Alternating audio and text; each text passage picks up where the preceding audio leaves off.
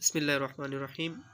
آج ہم جو سیکنڈ لیکچر ہے نظریات الفقی کا، تو سب سے پہلے ہم نے اس کا ڈیفینیشن پڑھا تھا، نظریات کس کو کہتے ہیں، اور اس کے بعد مال پر بہت سارے آرا دیے گئے تھے مختلف، یعنی کہ جمہور، آناف، اندا، ابی زہرا اور اس طرح کے بہت سارے تھے۔ تو آج ہم تقسیمات مال کے ہیں وہ کچھ پڑھیں گے، ایک پارٹ آج کلیئر کریں گے۔ تو چلتے ہیں، المال المتقوم اور دوسرے المال غیر المتقوم۔ میں نے تقوم لکھ دیا لیکن متقوم ہے۔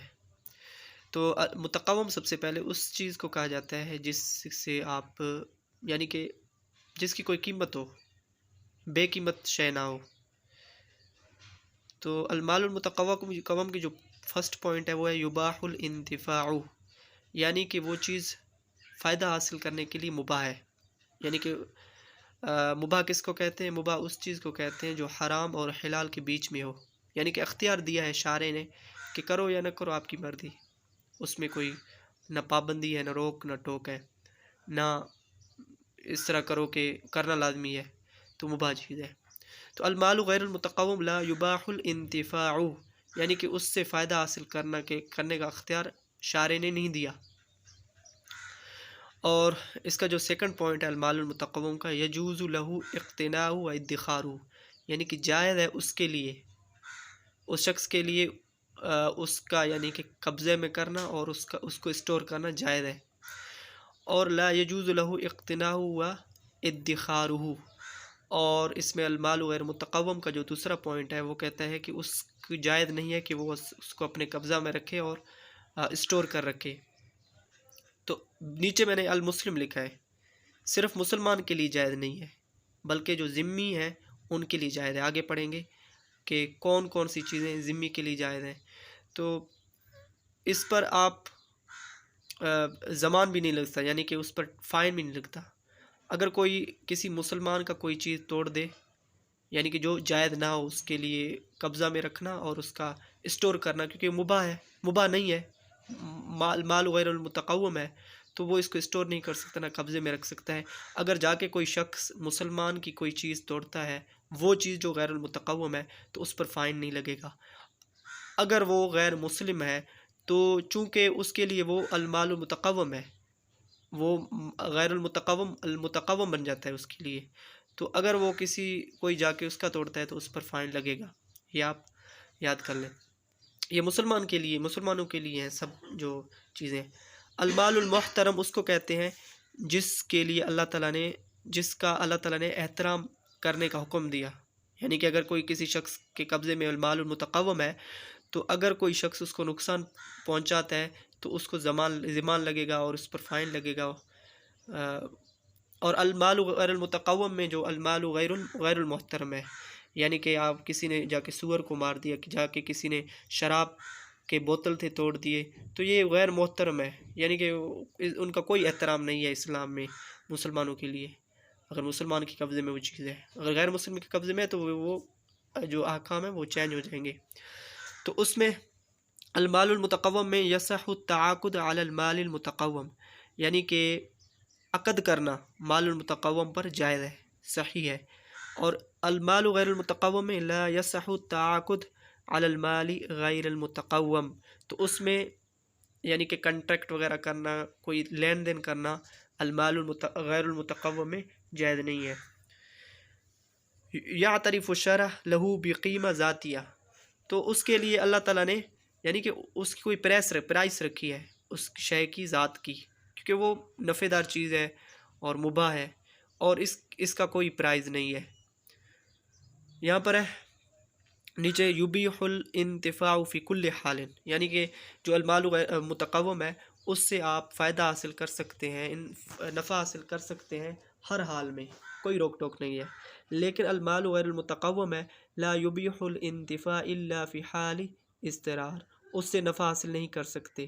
شرط یہ ہے کہ اگر آپ نفع حاصل کرنا چاہتے ہیں تو اس میں آپ کی جو یعنی کہ چاہت نہ ہو، بلکہ آپ مجبوراً اس سے فائدہ اٹھا سکتے ہیں۔ مثلاً کہ ایک شخص کسی جگہ گیا، وہاں پانی موجود نہیں تھا لیکن شراب کے بوتل پڑے ہوئے تھے، اور وہ اس کی جو جان ہے جسم سے نکلنے والے تھے، تو اس نے جا کے وہ اضطراری طور پر، مجبوری طور پر وہ پی لیا، یا بھوک سے مرنے والا تھا تو اس نے کوئی سور کا گوشت یا کتے کا گوشت کھا لیا، تو اس کے لیے جائز ہے اس حالت میں، کنڈیشن میں، لیکن عام حالت میں وہ کھانا جائز نہیں، کیونکہ اللہ تعالیٰ نے فرمایا حرم علیکم المیتۃ والدم ولحم الخنزیر وما احل به لغیر اللہ، اور آگے بھی اللہ تعالیٰ نے فرمایا کہ سوائے اس کے کہ جو مجبور ہو تو اس سے کچھ تھوڑا لے لے تاکہ اس کی جان بچ جائے۔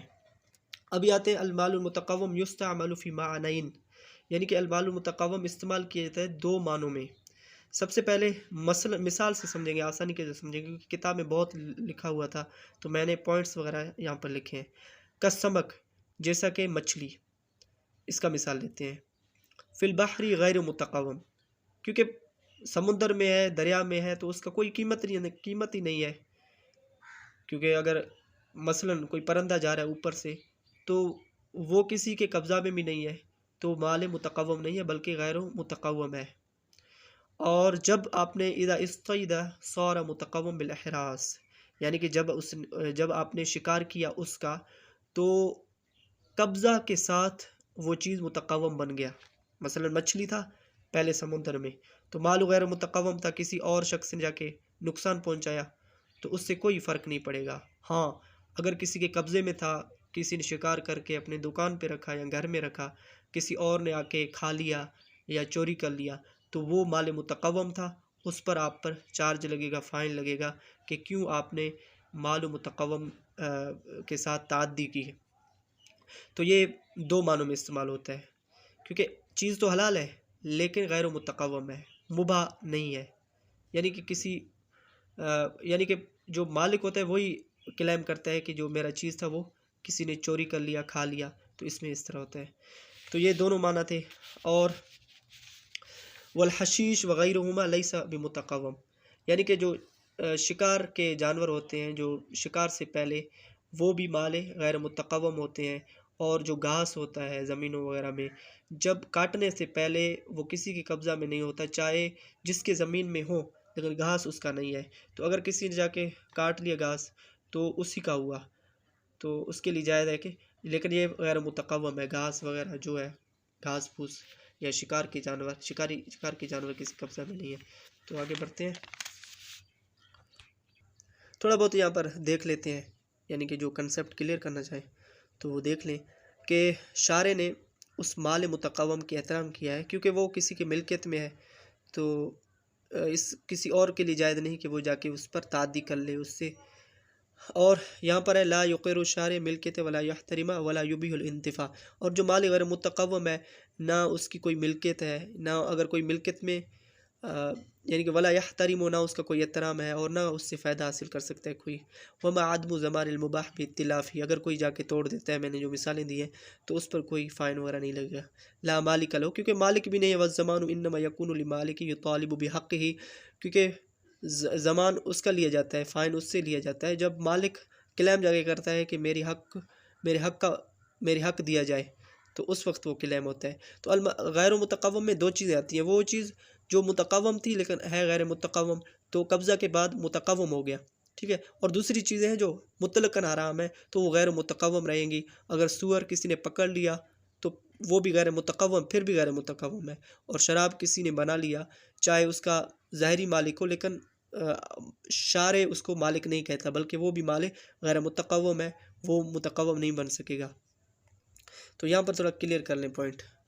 ابھی آتے ہیں، بس 2-3 منٹ لیتے ہیں کہ شوافع اور احناف میں کیا منفع اور اس کا جو بذاتی پر یعنی کہ مال ہونے کا اختلاف ہے۔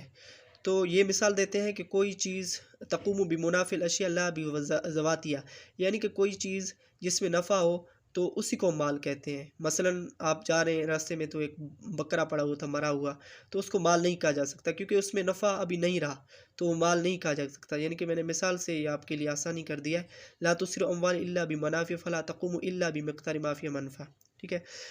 تو آگے وہ کہتے ہیں کہ جو بازار میں فی الاسواق والمعاملات المالیۃ یجعل المنافع غرضا، تو جو بازاروں میں لین دین ہوتے ہیں، معاملات ہوتے ہیں، تو اس میں یعنی کہ نفع کوئی بروئے کا لا کر اس کا کیا جاتا ہے، یعنی کہ مال اس کو کہتے ہیں جس میں نفع ہو۔ تو یہ تو شافعی کے دلائل تھے، ابھی احناف کے دلائل میں آتے ہیں۔ ابھی وقال الحنفیۃ ان المنافع لیست اموال متقوم بنفسها، وہ فرماتے ہیں کہ احناف والے فرماتے ہیں کہ جو منافع ہے وہ مال متقوم بنفسی نہیں ہے، بنفسی بذاتی نہیں ہے، بلکہ وہ سیکنڈ پہ آئے گا۔ اور مثال دیتے ہیں اذا كانت المنافع حتى بعد وجود لا يمكن احراز فعل ذلك لا يمكن ان تعتبر مال متقوما، یعنی کہ جب ایک چیز، یعنی کہ مثلا کوئی چیز ہے وہ اڑ رہا ہے یا سمندر میں ہے، وہ تو چیز ہے تو نفع حاصل کرنے کی، لیکن قبضہ سے پہلے وہ مال متقوم نہیں ہو سکے گا۔ قبضہ کریں گے تو اس سے نفع اٹھائیں گے، تو اصل چیز ہے مال کا قبضہ کرنا، یعنی کہ مال کا قبضہ کرنا اصل چیز ہے، نفع سیکنڈ چیز ہے۔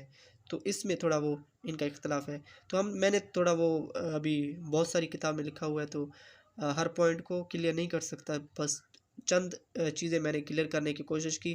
مال المتقوم کے، المال غیر المتقوم کی جو فرق کیا ہے، اور اس کے بعد شوافع اور احناف کی جو ایک دو پوائنٹس میں نے اختلاف بتا دی۔ وہ کہتا ہے کہ نفع بذاتی مال ہے اور قبضہ کرنا بھی بذاتی مال ہے۔ یہ کہتے ہیں کہ نفع، احناف والے کہتے ہیں کہ یہ نفع تو بذاتی مال نہیں ہے، بلکہ اس کا جو مال کا مال ہونا اس وقت ہوتا ہے جب قبضہ میں چیز آئی ہو۔ تو اس کا ایک مثال انہوں نے دیا کہ مچھلی یا پرندے وغیرہ جب تک قبضہ میں نہ آئے ہوں تو اس کو ہم مال نہیں کہتے، بلکہ جب قبضہ کے بعد اس کو مال کہتے ہیں، کیونکہ وہ قبضہ میں آ جاتے ہیں پھر نفع اٹھاتے ہیں۔ نفع ایک سیکنڈری چیز ہے۔